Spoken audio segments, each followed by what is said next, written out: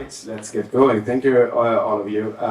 And it's so cool to see so many people interested in the defense tech. I used to work on the other side of things in the Swedish military and the national security establishment, asking myself, why are we working with legacy software, with material that was procured or developed in the previous decades? So delighted that there are so many people out there that actually want to address these issues.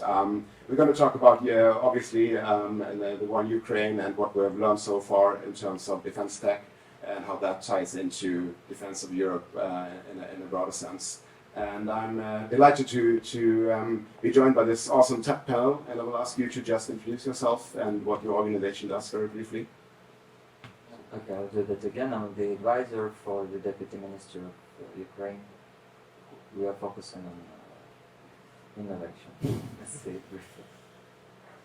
Hi, I'm Buchatskiy, managing partner at G3. It's a venture capital firm for early stage defense tech startups that are devoted to helping Ukraine win the war. We are based out of Ukraine and have invested already in 12 companies and hope to invest in 8 more this year. Thank you. Hello everyone. My name is Keesiu Wong. I'm a product manager at Helsing. Helsing is a new kind of defense company where we focus purely on defense, AI, and software. For my background, I have studied here in Munich, mathematics and data science, founded an AI startup afterwards, and joined Helsing in 2022. Hi everyone, my name is Mathias, Lehna. I'm head of business development of Quantum Systems. Quantum Systems is a drone company, a German drone company with reconnaissance drones. We are delivering Ukraine our aerial intelligence solutions and have a strong footprint in Ukraine by establishing a production and an R&D hub already. So that's about Quantum Systems. About myself, I have a strong military background, being a former mountain infantry officer, and has served in mission abroad, and bringing that to the table, having the kind of field perspective as well from my experience back then. Great to meet you all. I'm Paula. I work for General Catalyst as an investor. We're a global multi-stage fund, originally from the US, now very strongly expanding in Europe, and we're a generalist investor with a very strong focus these days on global resilience, which includes defense. We're early investors in a range of companies you might know, including Stripe, Airbnb, but also Anduril and Helsing in Germany. So yeah, very, very excited to be here. Thank you very much. My first question goes to Eveline. I would like to ask you. I think it's fair to assume that there's a certain hype around defense and DoD. It's been talked a lot about in the investor circles. A lot of founders are addressing or wanting to addressing these issues. D3 sits sort of in the intersection between the requirements of Ukraine and the global investor community. And I wanted to ask you to walk us through sort of your learning so far since D3's establishment on support from outside Ukraine to Ukraine in innovation terms. And what would you require or ask for more to be done? Yes, sure. First of all, I guess as other people here in the panel know, it's very hard to get out of Ukraine these days because it involves 18-hour train ride, and for me yesterday was a 30-hour train ride, which it was a record for myself, and it's also psychologically hard.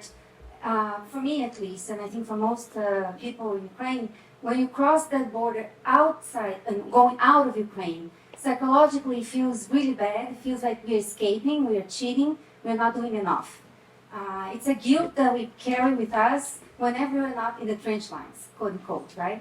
But at the same time, we need to be here. Our rational sides tell us we need to be here because we can only win with collaboration with the outside scientific community, innovator community.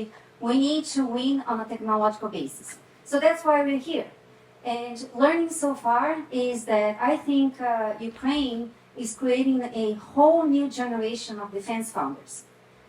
And let me tell you the good news, despite the tragic reality of this war, there is a brand new, amazing potential future for these defense founders. It used to be that, defense founders were the most masochist and resilient ones because of the procurement cycles and so many issues associated with this sector.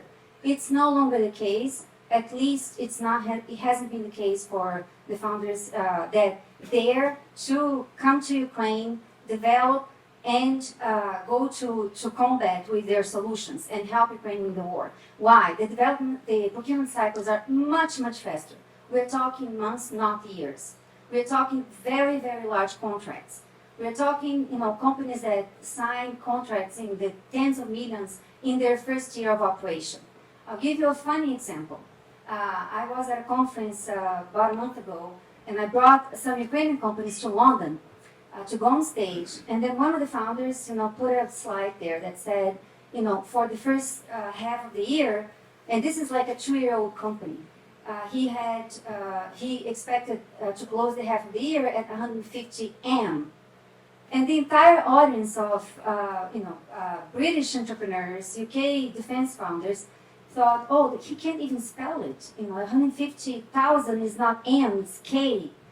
And I'm like, no, it's millions. And they were like, oh, cannot be possible. I'm like, yes, it's possible, it's happening, and you're missing out.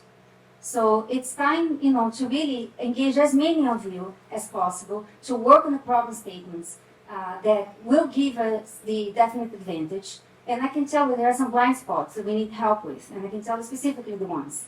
But there's also the business opportunity waiting for the defense founders, a new generation of defense founders, the hipsters that now are cool in defense. So that's one learning curve, that it's a completely new revamp of the defense sector, what's happening in Ukraine. And I don't think it's a hype. I think it's here to stay. It's setting a trend for the future on what defense can and should look like.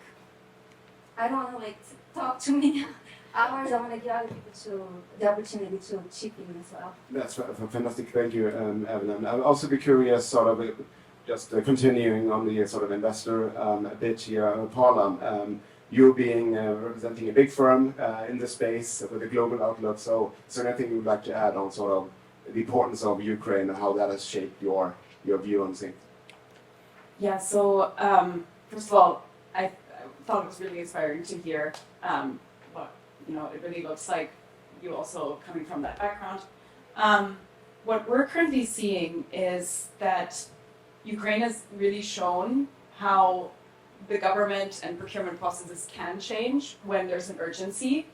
And we try to kind of segment that a little bit because, trends can sound like it could be something short-lived.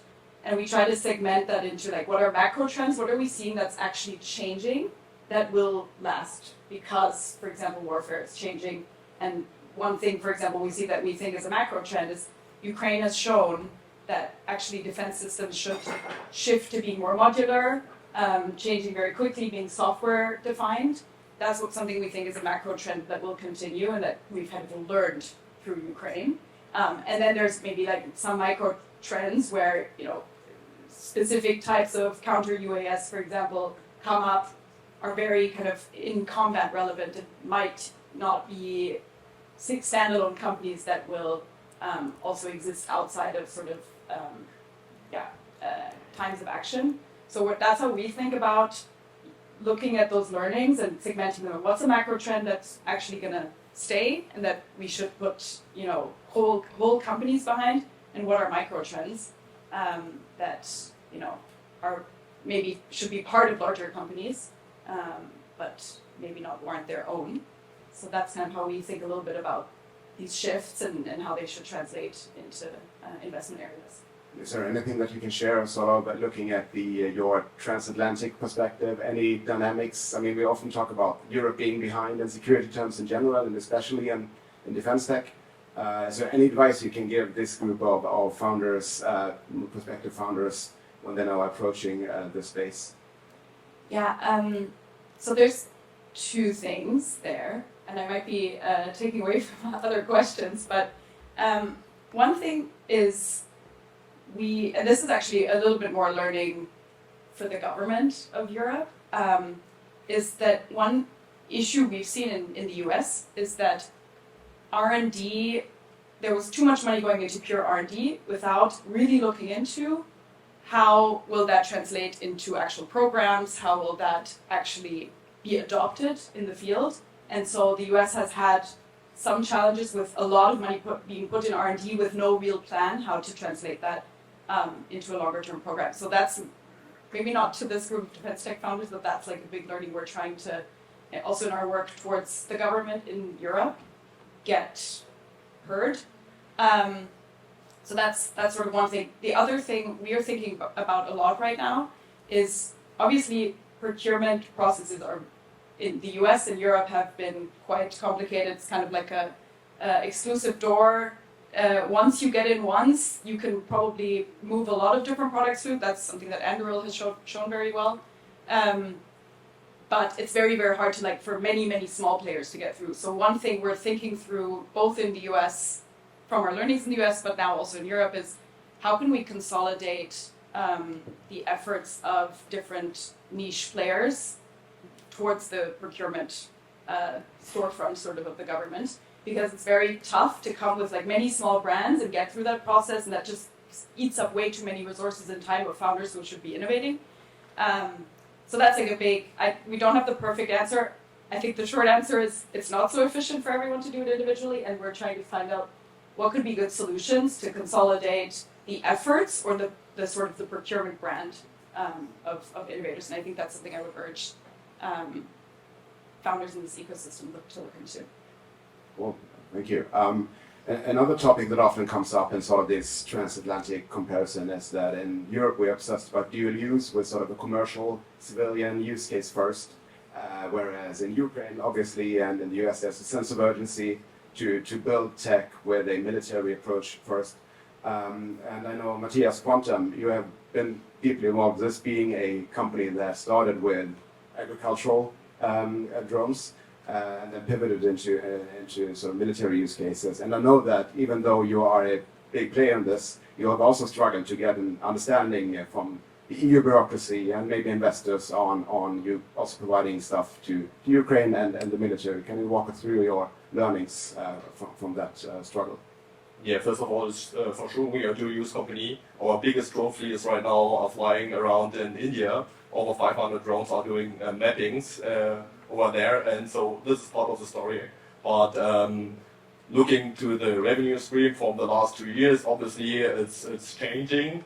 So like it's going more to the military use case direction. Our drone fleet in Ukraine will be end of the year the biggest one we have operational outside, and so we are talking about over 500 drones end of this year being operational in Ukraine, and they are not there for mapping, obviously.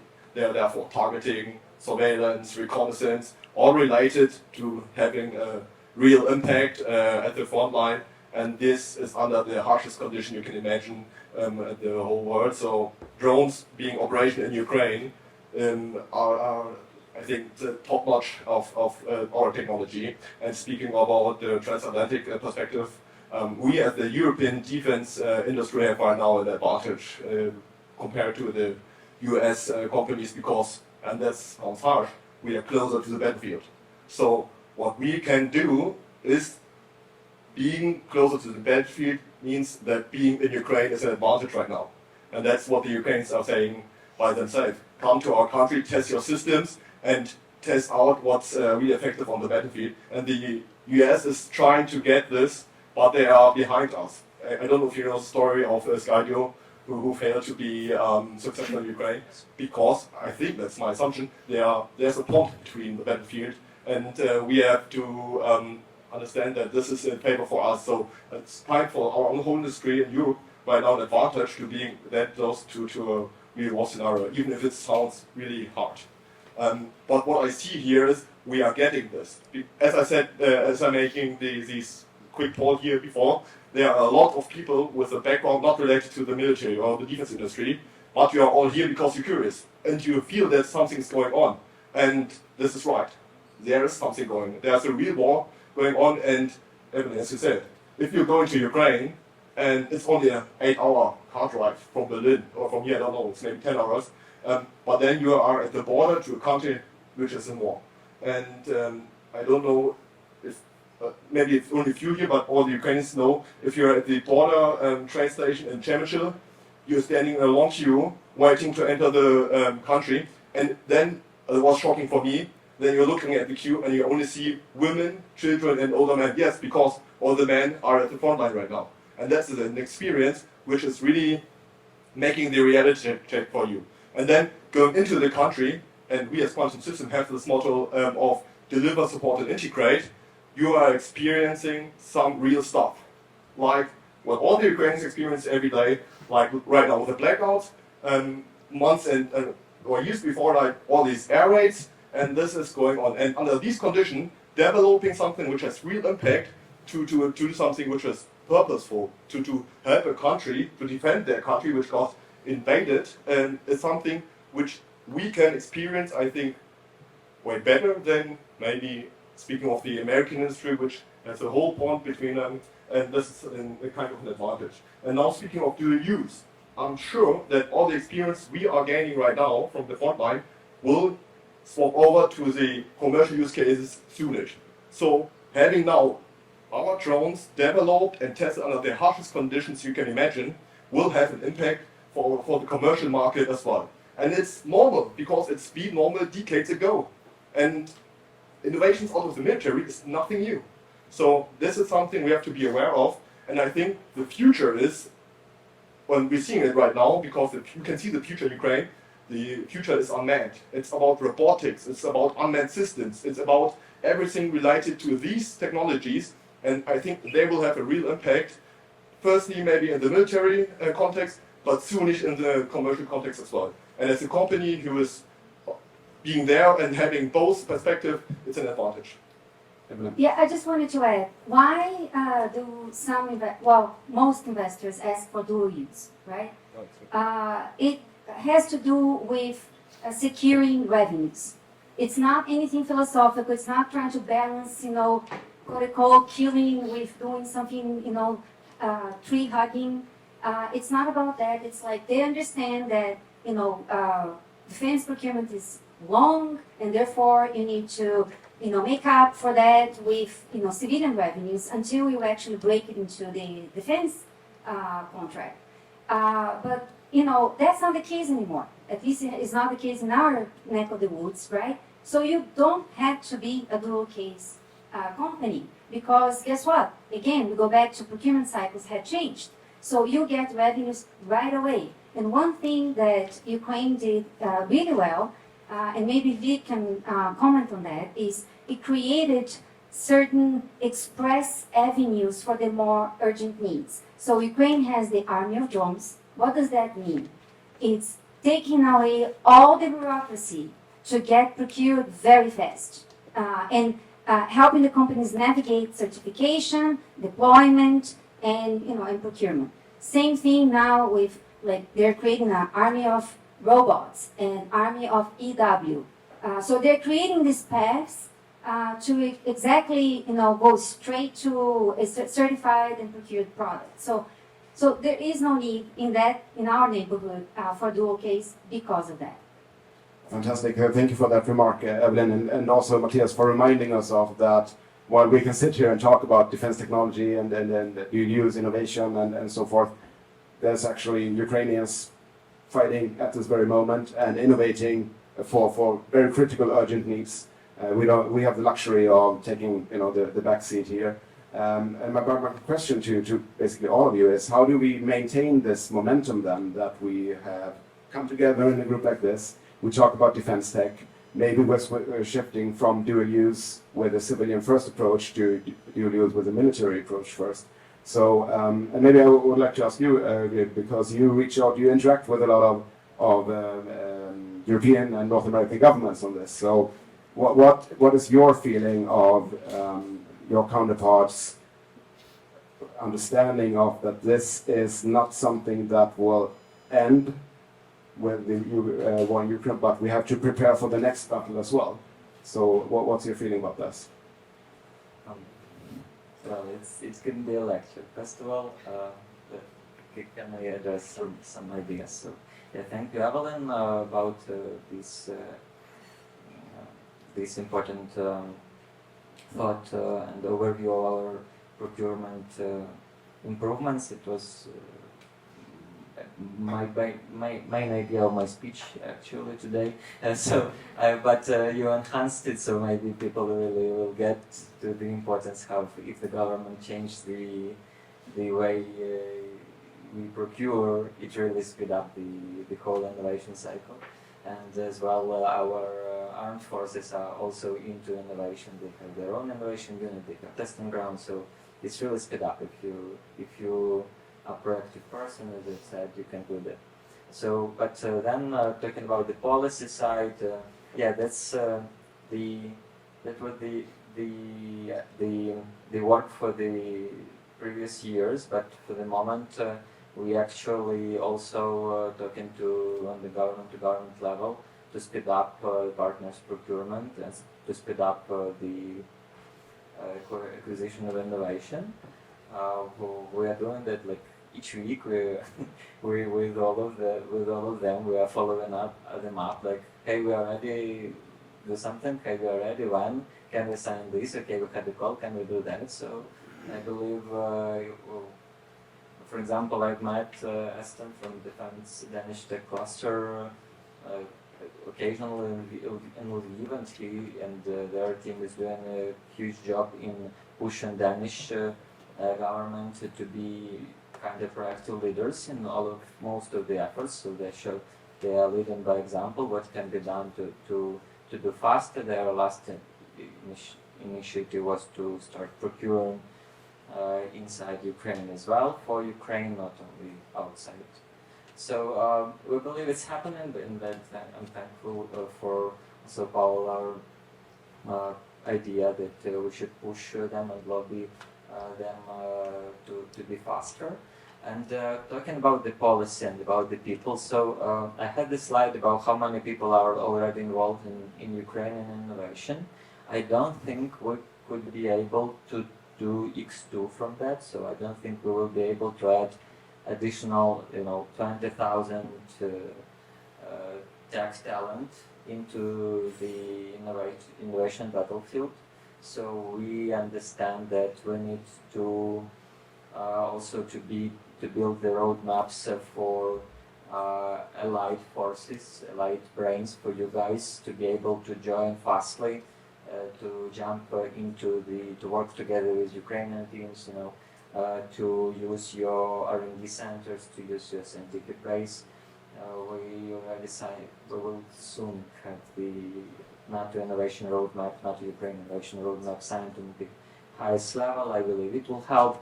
But on our level of project managers, that was as well my idea. So we want to do the systematical government to business global online meetings where we will talk to all the proactive leaders who want to do defense innovation online each month, and we will see how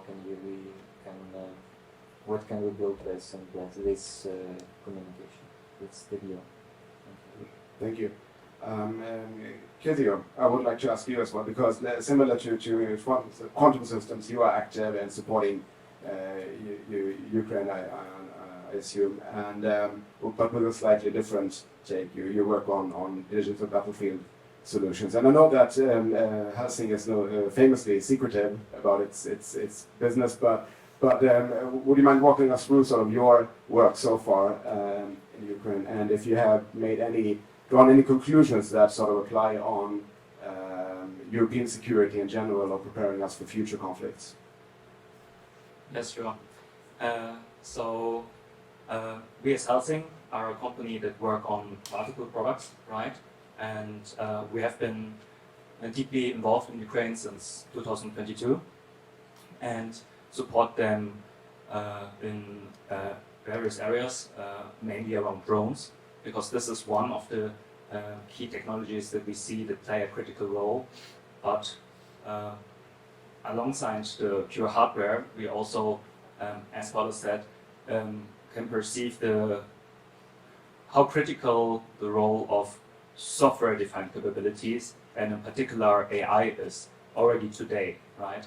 Over the last years, you all know what immense progress the field of AI have done in the areas of computer vision, signal processing, language, and those are capabilities that become very quickly mature in the civilian world, and paired with the necessity and the urgency that we need in Ukraine, this puts, of course, a lot of pressure on product development and bringing those capabilities into the fields.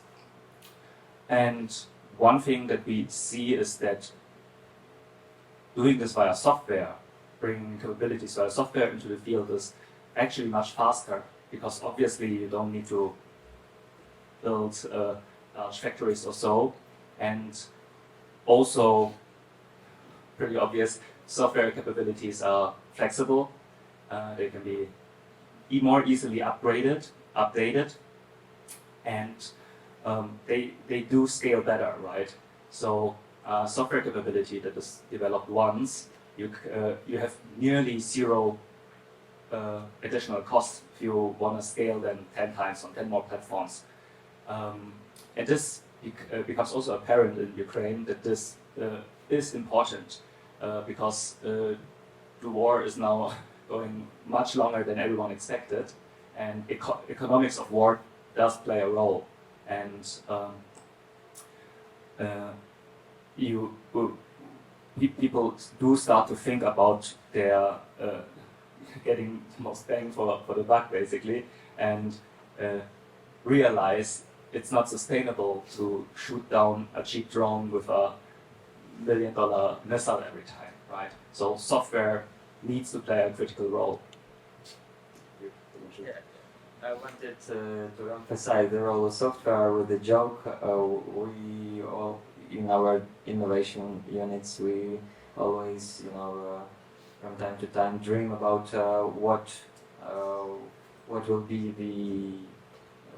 the battlefield in 2 years. So we always talk about some kind of Jarvis, and who from one side will direct 10 swarms of drones somewhere near Belgorod on Russian objects, and then they immediately check that the supply and the stockpile of these drones should be fulfilled. So this Jarvis immediately procures it and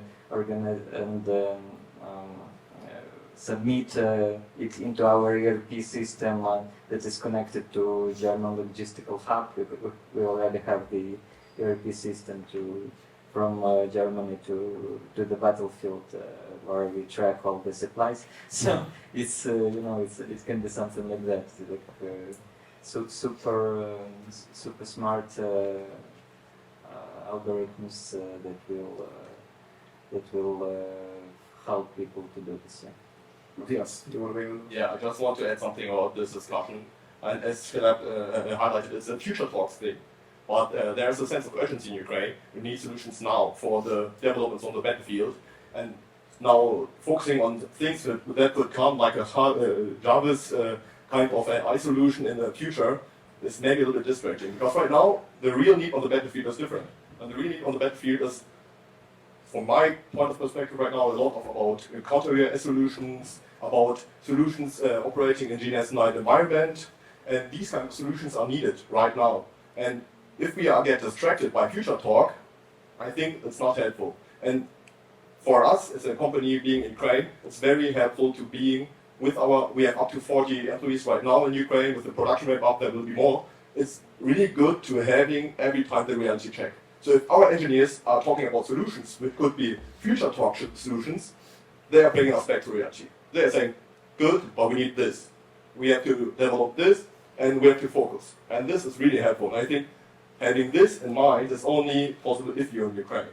And experiencing what they experience by having these calls where they get all of the calls because there are errors is happening. And this is real stuff. So that's something I want to bring in this discussion. Please don't get distracted. Let's focus on the real needs on the battlefield, and this is something which is needed in this. Thank you, Mathias. Paula, from an investor perspective, how do you navigate? Sorry for interrupting. Navigate between sort of these imminent current needs and challenges, but also looking sort of from a strict, investor venture capital perspective on tomorrow's or the requirements are after that. Yeah, sorry if my voice fails. I struggle with hay fever. It goes a little bit back to what I said earlier with the micro and the macro. So obviously there's a lot of things going on right now where, we have to be reactive. We have to see the trends that the entrepreneurs also show us, the stuff that is needed in the battlefield. So we're definitely fully tuned into that. We, at the same time, though, also have, more fundamentals discussions because we're a global team working on these topics. And we try to zoom out in kind of conversations outside of the concrete deal. So we might look at a company that's, very successful with a urgently needed technology, but then we have separate meetings that zoom out and really talk about, okay, what's the macro trend here? What do we think of this will continue? How will, for example, the amazing procurement process that Ukraine has now learned to adopt, how will that actually be also adopted by the rest of Europe, US? Will they manage to do it? How will they do it? Those are kind of the questions we try to answer on a macro level to inform decisions that are, a little bit more reactive. But it's definitely balance. Eveline, how do you approach it? One thing that I wanted to bring up is because of the urgency, admittedly, we are in the weeds, okay?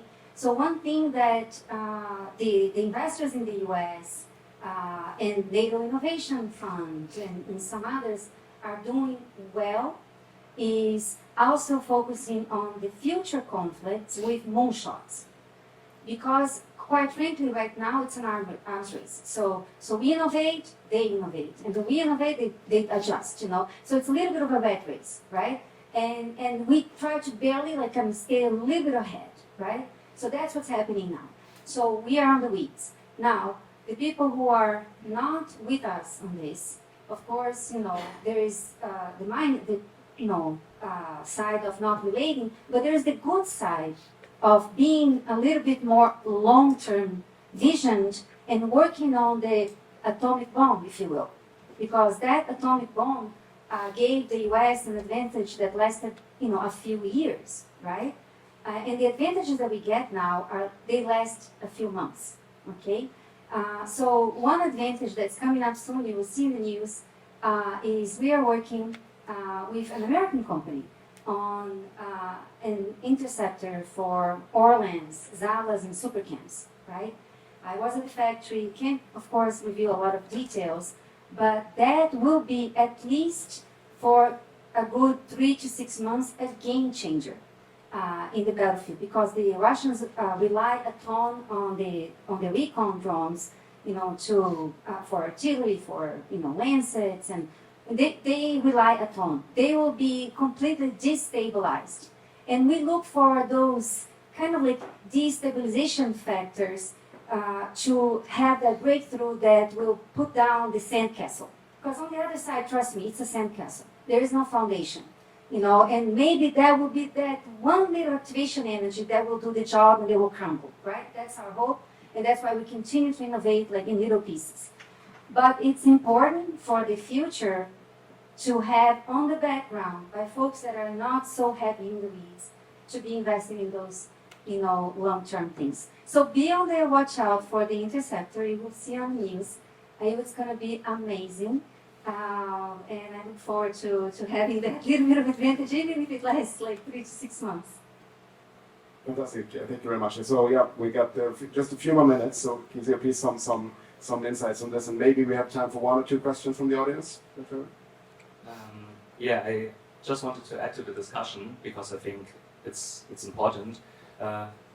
Obviously, there's an urgency, and we need to make sure that we have an impact as soon as possible. But I also believe that the future threats, even though they are in the future, they are serious, and we have to start looking at them and start building to deter them. And this is why, for me, it's not necessarily a either or, but it's an and. We have to work on both things at the same time. Ideally, we'll build in the short-term capabilities that will sustain competitive advantage into the future, but also dare to think more innovative, more disrupting. At Helsing, we are doing both. Obviously, we are working on very short-term capabilities that Ukraine needs, but at the same time, and especially myself, I work more on futuristic topics, right? So, for example, we have recently announced Project Centaur, which is our effort to build an AI pilot for unmanned assets and fighter jets, actually. This is something that is an incredibly important topic in order to sustain air dominance or air security. So basically controlling the airspace so that all of your units can move freely and securely, right? And the macro trend here is that capabilities become more modular, assets become unmanned, and the missing brick in order to control them, to network them, and let them execute missions effectively is software and AI. And this is a capability that might be, needed in not next month, but in a few years. But we have to actually start working on them now because they have immense technical challenges. The armies have to adapt. The air forces have to adapt how they plan, how they work with them, their operational processes, and this is why also the military have to work on short-term and long-term goals at the same time. Thank you. That's great. So I think this is a lot of food for thought and a lot of homework for everybody operating in this space. Should we just look if there's anybody in the audience who would like to ask a question?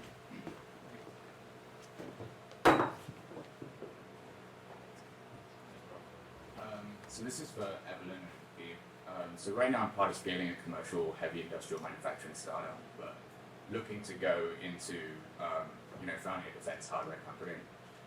For those of us that were thinking about where to locate manufacturing, given the procurement system that you spoke about and how you kind of have that tracked through the European companies to you guys, how do we think about locating manufacturing?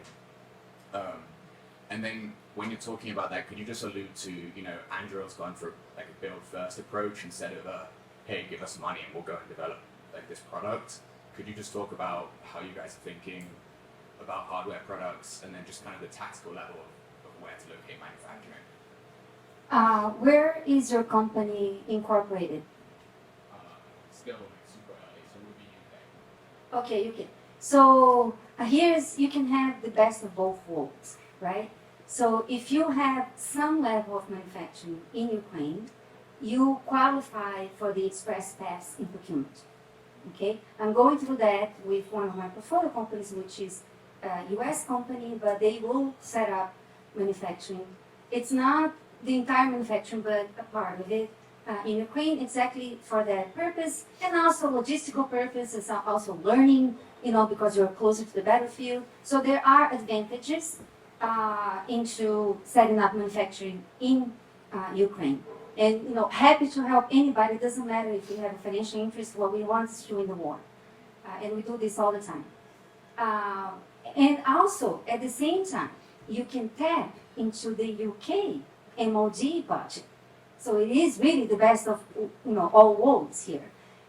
The UK has initiatives such as HERST, the Drone Coalition, and more to come. It's one of the most active governments in helping Ukraine with very actionable initiatives. So you can tap. They announce all the time RFQs, for various drones, etc. And you can legit just apply for those. So yeah, combination of those two things puts you in a very good position. Yeah, I can add that if you will have the manufacturing facility in Ukraine, so the products will be built or